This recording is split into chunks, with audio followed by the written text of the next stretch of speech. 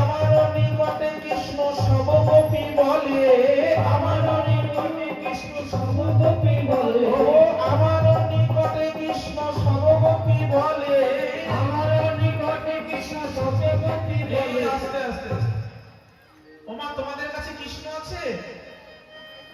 বলতে পারো তোমাদের কাছে আছে? আছে আছে। এই দেখুন ওই দিককার মায়েরা কিছু বলছে না। আছে কৃষ্ণ আছে? এদিকে কৃষ্ণ আছে গো, তোমাদের কাছে কৃষ্ণ আছে? কার কাছে নেই? সবার কাছে আছে তো? এটা কে বলছে গো?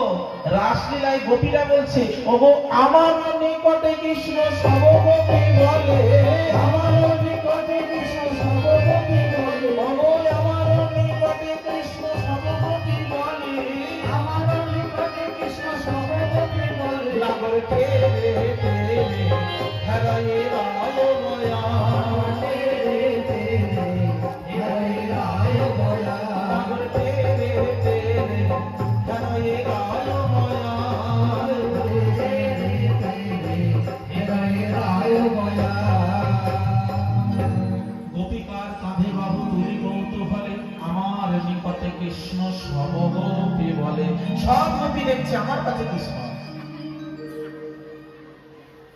গোপীরা বললেন, আমরা মহাভাগ্যবতী, পৃথিবীর মধ্যে আমরা ভাগ্যবতী। স্বর্গের দেব দেবীগণকে দেখে বলল, ও দেব দেবীগণ, তোমরা তো উপর থেকে নিচে নামতেই পারছো না, কারণ বৃন্দাবনে তোমাদের জায়গা নেই। এটা হলো একমাত্র গোপী ভাবাশ্রিত লীলা, এখানে তারা আসতে পারবে না।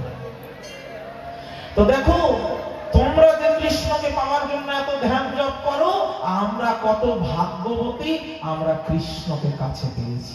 এরকম ভাবে তোমরা পেয়েছো?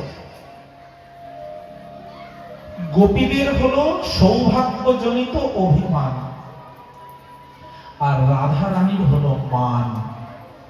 রাসে লীলায় ঘটে গেল দুটো ঘটনা।